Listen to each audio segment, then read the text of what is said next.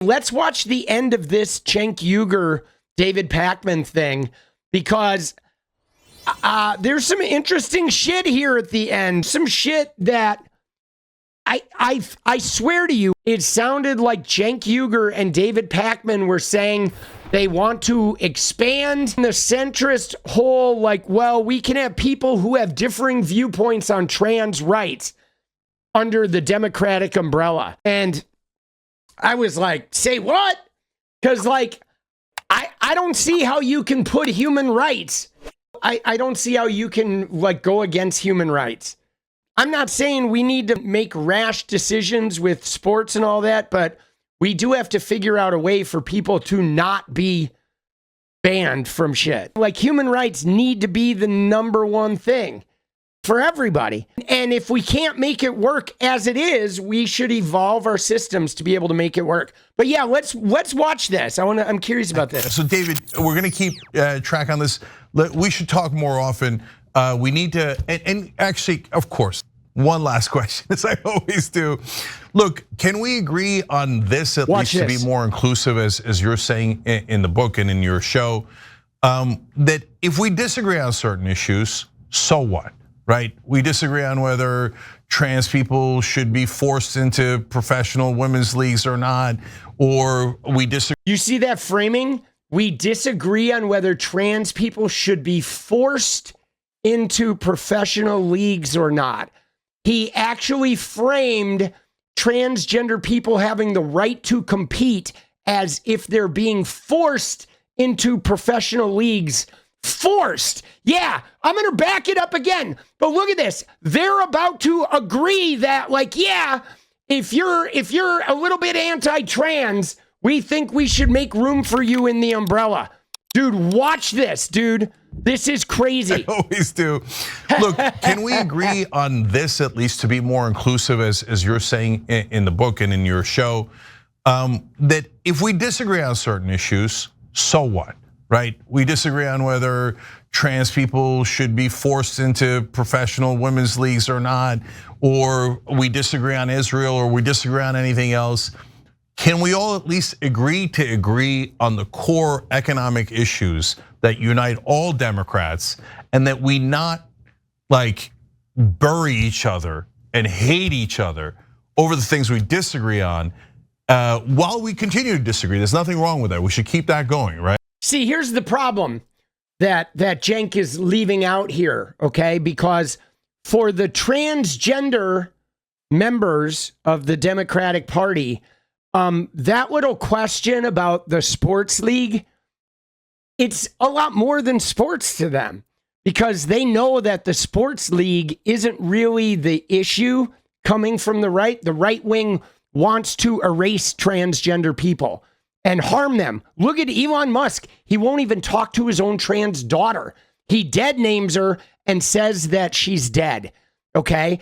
And he's like anti-trans an entire fucking social media network for retribution at his own kid. So the transgender people, it's not about sports. It's about their very survival. So Cenk is like, can we just disagree on some of this shit, even if it's about human rights? And even if it's, maybe a core issue that's life or death for, 1 million Americans. But we're just going to, like, we don't have to agree on that as long as we all agree on, the core economic principles that I guess are decided by Cenk and Bernie, whatever those were, because apparently a $50,000 home buyer credit and $50,000 small business credit and expanded tax credit and paid family leave and Medicaid negotiating for elder care and disabled care, expansion of unions. Apparently none of that was populist enough for Cenk. Look, can we agree on this at least to be more inclusive, as you're saying in the book and in your show, that if we disagree on certain issues, so what, right? We disagree on whether trans people should be forced into professional women's leagues or not, or we disagree on Israel, or we disagree on anything else. Can we all at least agree on the core economic issues that unite all Democrats, and that we not, like, bury each other and hate each other over the things we disagree on, while we continue to disagree. There's nothing wrong with that. We should keep that going, right? But also, I completely agree. Yeah, but focus on the things we agree on, that the whole country agrees on. That the whole country agrees on is what he's saying, which I'm not certain the whole country actually agrees on his shit because they haven't been voting that way, but without a doubt. And again, I think that the politics of exclusion ultimately lose. Like, you look at history and you look at all of the 20th century examples that I include in my book, the accelerationist stuff loses, which is also, to what you're pointing out, we'll disagree, but we can agree enough to win and then do policy that makes sense for the greatest number of people and keep. See, can I reflect something right here? Because they're saying we agree enough to win, but you guys saw it. Right? If I rolled back like 2 minutes, we saw where Cenk said if Pete or Gavin were the candidate, he would not vote for them. You were there, right? Remember that? He was like, if those guys are the candidate, I will not vote for them. He said 100% no. And so the irony is these two motherfuckers, Pakman too, are sitting here saying, well, we don't have to agree on Israel or on trans rights. We just got to agree on this economic populism. But if the Democrats elect Gavin Newsom as their candidate, I ain't going to agree with that, right? So that's weird because he's already excluded two fucking candidates before we've even gotten to them campaigning. He's pointed out two specifically, and he's isolated, like, he doesn't trust MSNBC or Morning Joe. He doesn't trust people who say they like Bernie. He doesn't trust these people that say they're starting to believe the new populism. But he has declared he's fine with, throwing trans rights under the bus or throwing something to do with Israel under the bus. But if you vote for Gavin Newsom and he becomes the candidate, then Cenk's a no-go. And he's going to shred the Democratic Party the whole time. The hypocrisy. And yeah, dude, Brian Tyler Cohen, way better than these guys, dude. Way better, dude. Dude, Pakman he's doing the fucking pony slide, bro. If Buttigieg comes in with Bernie's policies, I wouldn't believe him for a second. And I see Gavin now pretending to be a populist. I don't believe him. You see how right there, he's dismissing two possible candidates. He's like, I don't believe him. I don't believe people can change. I don't believe Morning Joe really liked it. I will never support those guys. I think they're total liars. And they're like, oh, this is a new gimmick. I like this gimmick. So, okay, now you know how I feel. What do you think? If Buttigieg says Bernie's policies, do you believe him? I don't know. I would have some skepticism the way you have. I think here's the heuristic that I'm applying on this, and I do talk about this in the book, which is it would be a continued failure for the Democratic Party to have the idea of what the right candidate should do, say, sound like, look like, etc., to take someone that isn't that and to try to make them into this thing. It comes off as disingenuous. It happened with Kamala Harris. The first 2 weeks seemed like the real Kamala. And then I don't know who got in. You probably know better than I do. And all of a sudden it was a completely different thing. They wanted to turn her into something different. What I would like to see is find the candidate that is just genuinely what the voters actually want and what would be good for the country. And don't do the thing where you say, now let's turn them into whatever. And if you can say a lot of really, accurately negative things about Donald Trump, when he hung out on the Nelk boys and Rogan and Lex Friedman and PBD and all of this stuff, it's just the real Trump hanging out. It's a lie a minute. What he's saying here is it's just the real Trump hanging out. It was a lie a minute, but it was the real Trump. For sure.